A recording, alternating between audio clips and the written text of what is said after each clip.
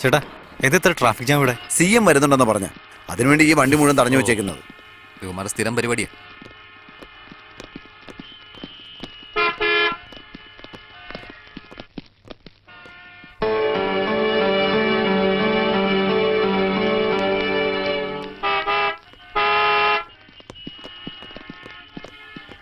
Sir CM വരുന്നു എന്ന് പറഞ്ഞിട്ട് 1 മണിക്കൂറായില്ല ഞങ്ങൾ ഇവിടെ നിർത്തിയിട്ട്. സാർ ഒന്ന് നോക്കിയേ, അവരുടെ അവസ്ഥ കണ്ടില്ലേ?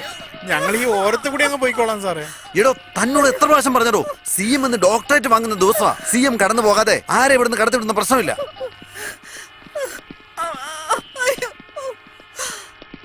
നിങ്ങൾ കുറച്ചു നേരം ഒന്ന് ക്ഷമിക്കും. നിങ്ങളുടെ മുമ്പിൽ കൈ കൂപ്പുക സാറേ, കാലേ വീഴാൻ ഞങ്ങള്. എന്താ കാണിക്കുന്നത്? മാറിയിക്കാൻ പറഞ്ഞില്ലേ? സാർ പാവങ്ങളാ സാർ, ആ സ്ത്രീ വേദനയോട് പൊളയാണ് സാർ, ഒന്ന് കടത്തിവിട് സാർ. CM ഒന്നും പറയാൻ പോകുന്നില്ല സാർ. ആരടാ നീ? എന്നെ പഠിപ്പിക്കാൻ നിൽക്കുന്നോ? നീ നിന്റെ പണി നോക്കടാ. സാർ എന്ത് മര്യാദയാണ് നിങ്ങൾ കാണിക്കുന്നത്? ആരോരുത്തും വരുന്നെന്നും പറഞ്ഞ് 1 മണിക്കൂർ നേരമായിട്ട് ഞങ്ങളെ കൂടെ വെയിറ്റ് ചെയ്യല്ലേ? എന്താ സാർ ഈ സ്ത്രീയുടെ വേദനയേക്കാൾ CM ഡോക്ടറേറ്റ് ആണോ വലുത്? അതേടാ, എനിക്ക് എന്റെ ഡ്യൂട്ടിയാ വലുത്. ഇവരൊക്കെ ജീവിച്ചിരുന്നിട്ട് എനിക്ക് എന്താണ് ഗുണം? ഇവിടെ എങ്ങനെ കിടന്ന് പ്രസവിക്കട്ടെ അവര്.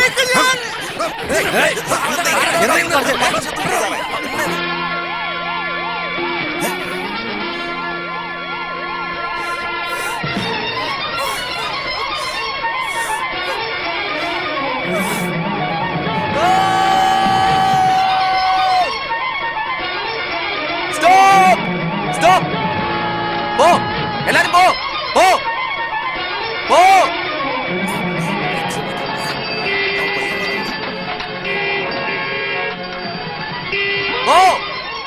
വേഗം പോ.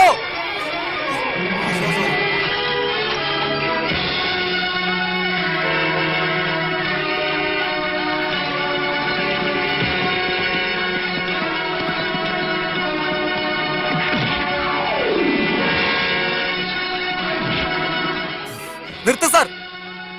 ഞാൻ എന്ത് തെറ്റാ ഇത്? ആ സ്ത്രീ ജീവന് വേണ്ടി പോരാടുമ്പോ നിങ്ങൾ നിയമം പറഞ്ഞുകൊണ്ടിരിക്കുക. CM എന്ന് വെച്ചാൽ ആരാണ് സാർ? 2 കൊമ്പൊന്നുമില്ലല്ലോ അയാൾക്ക്. ഞങ്ങൾ വോട്ട് ചെയ്ത് അധികാരത്തിൽ കയറിയ ആളല്ലേ അയാള്. ഇത് ഇലക്ഷൻ സമയമായിരുന്നെങ്കിലോ ആ സ്ത്രീയുടെ കാലിൽ കെട്ടിപ്പിടിച്ച് കഴിഞ്ഞ വോട്ട് ചോദിച്ചെടുത്താന്. ഇപ്പൊ അധികാരത്തിൽ കയറി കഴിഞ്ഞപ്പോ ആ സ്ത്രീ ചത്താലും കുഴപ്പമില്ലെന്ന് പറഞ്ഞ് കാറി പോവല്ലേ അവന്മാര്. നീ ആരാന്നാണ് നിന്റെ വിചാരം? പോലീസുകാരെ ന്യായം പഠിപ്പിക്കുന്നു. നിനക്ക് ആരാണ് ഡോക്ടറേറ്റ് പദവി തന്നത്?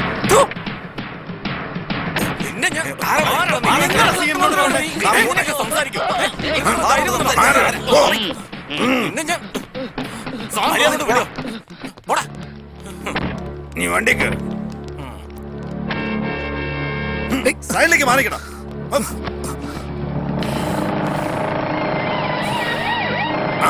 അവനെ വിട്ടേക്ക്. Yes sir.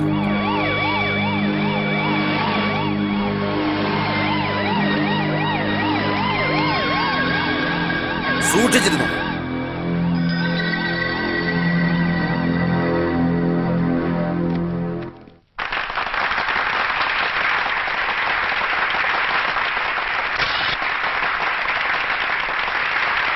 ഇതുവരെ നമ്മുടെ യൂണിവേഴ്സിറ്റി എത്രയോ പേർക്ക് ഡോക്ടറേറ്റ് നൽകിയിട്ടുണ്ട്.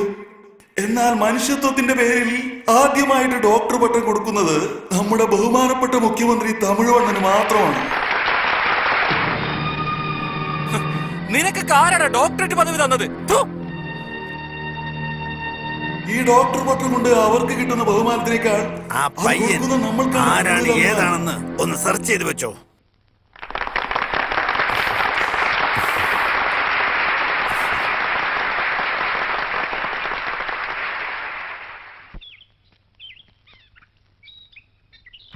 നിനക്കെന്താ പറ്റിയത്?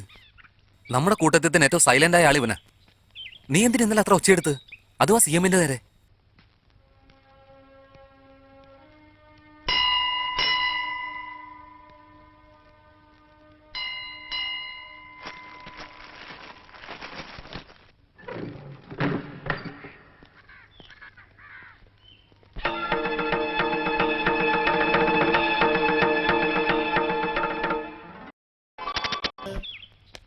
എന്താ കഥ കടച്ചിരിക്കുന്നേ?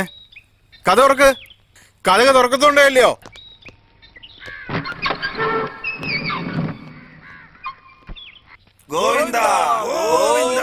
നിൽക്കവിടെ.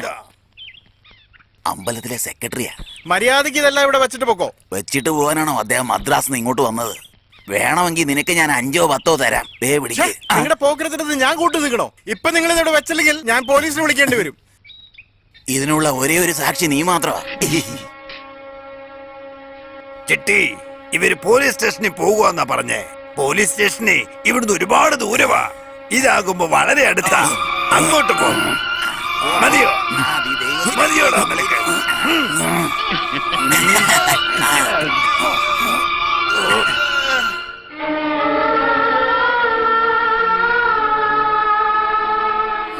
എന്താ പറ്റി? പാവം, വളരെ നല്ല മനുഷ്യനായിരുന്നു. ഇങ്ങനെ ചെയ്യുന്ന ഒരാളും വിചാരിച്ചില്ല. കരയാതെ, ഇതൊന്നും നിനക്ക് താങ്ങില്ല. മനസ്സ് വിഷമിപ്പിക്കാതെ. മനസ്സ് അവിടെയല്ല, ഇവിടെയാ.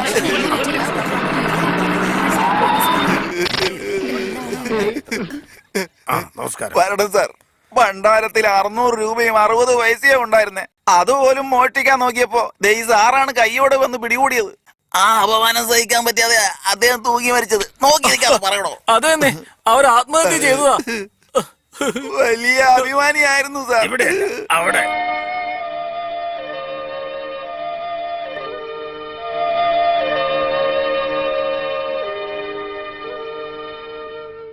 നന്നായി ജീവിച്ചിരുന്ന ആ വ്യക്തിയുടെ കുടുംബം അവസാനം തെരുവിലേക്ക് ഇറങ്ങേണ്ടി വന്നു. എല്ലാവരും ക്ഷേത്രത്തിലെ പണം മോഷ്ടിച്ച കുടുംബം അങ്ങനെ വിളിക്കാൻ തുടങ്ങി. മോശമായി സംസാരിച്ചു. ആ അപമാനം സഹിക്കാൻ വയ്യാതെ അവര് ആ നാട് വിട്ട് ഇങ്ങോട്ട് പോന്നു. ആ വ്യക്തിയുടെ ഭാര്യ ഇന്ന് വീട് വിടാന്തരം കയറിയിറങ്ങി പാത്രം കഴുകിയ കുടുംബം നടത്തുന്നത്. 35 വയസ്സായിട്ടും അവരുടെ മൂത്ത മകള് ഇതുവരെയും കല്യാണമാവാതെ വീട്ടിൽ തന്നെ ഇരിക്കുക. ഇത്രയും നീചമായ പ്രവൃത്തി ചെയ്യാൻ കാരണക്കാരനായ വ്യക്തി വേറെ ആരുമല്ല, ഇപ്പോൾ ഉള്ള CM. അവര് കാരണം മരിക്കേണ്ടി വന്ന ആ വ്യക്തി വേറെ ആരുമല്ല, എന്റെ അച്ഛനാ.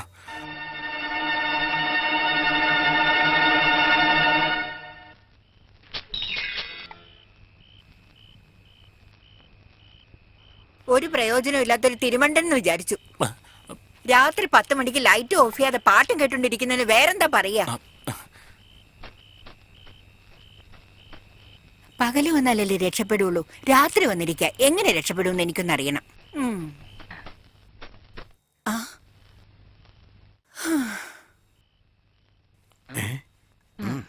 കൃഷ്ണ കൃഷ്ണ, നീ എന്നെ എന്തിനാ ഇങ്ങനെ വലയ്ക്കുന്നേ? നീ എനിക്ക് ഭർത്താവിനെയും തരത്തില്ല, ഇവരെനിക്ക് വാടകയും തരുന്നില്ല. ഒറ്റയ്ക്കൊരു ചെറുപ്പക്കാരിയെ ഞാൻ എന്ത് ചെയ്യും? എന്താ എന്നെ പൊന്നു ചേച്ചി, ഏതോ ചെറിയ പെൺകുട്ടിയെ കുറിച്ച് പറയുന്നുണ്ടല്ലോ. നിങ്ങൾ ആരെ കുറിച്ചായി പറയുന്നേ? വാടക കൂട്ടും ഞാൻ, സൂക്ഷിച്ചോ. ഇല്ല ചേച്ചി, തനിച്ചിങ്ങനെ എന്തിനാ ചേച്ചി കഷ്ടപ്പെടുന്നേ? ഉടനെ തന്നെ ഒരു കല്യാണൊക്കെ കഴിച്ച് സെറ്റിലാവുന്നതല്ലേ നല്ലത്. ഞാനാണോ വേണ്ടാന്ന് വെച്ചത്? ആ കൃഷ്ണനാണ് എനിക്ക് ഒരു വഴിയും കാണിച്ചു തരാത്തത്. കൃഷ്ണൻ എന്നോട് ഒരു കഴുതയെ കെട്ടാൻ പറഞ്ഞാലും കെട്ടും ഞാൻ, ഒരു നായെ കെട്ടാൻ പറഞ്ഞാലും കെട്ടും ഞാൻ, നിന്നെ കെട്ടാൻ പറഞ്ഞാലും കെട്ടും ഞാൻ. ആ കൃഷ്ണൻ ഇനി എന്നാണോ ഒരു വഴി കാണിച്ചു തരുന്നത്? എന്തിനാ ആലോചിക്കുന്നത്? പുതിയതാരായിരിക്കും? കൃഷ്ണൻ, ഭഗവാൻ. ക്ലിങ്. വാടക പോലും കൊടുക്കാതെ പറ്റിക്കുന്നത് എങ്ങനെയാണ്? എങ്ങനെ? നീ നോക്കിക്കോ, സംഭവിക്കുന്നതെല്ലാം നല്ലതിന് നല്ലതിന്.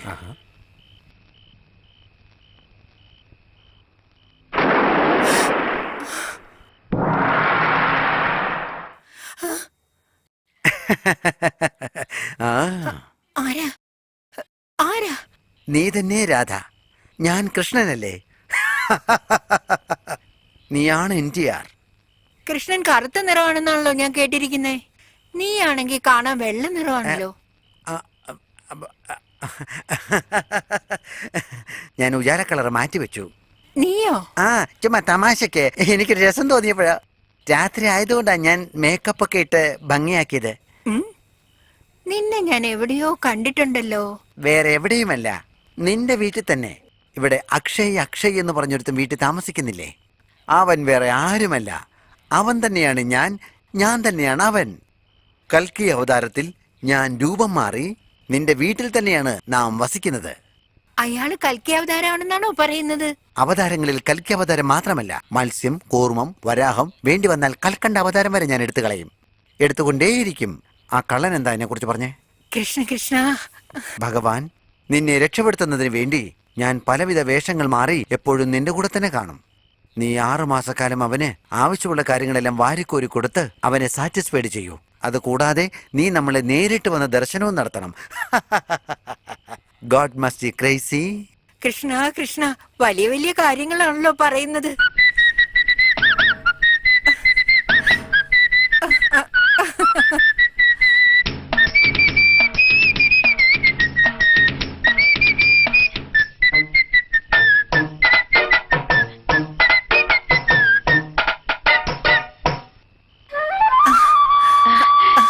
കൃഷ്ണ കൃഷ്ണ കൃഷ്ണ കൃഷ്ണ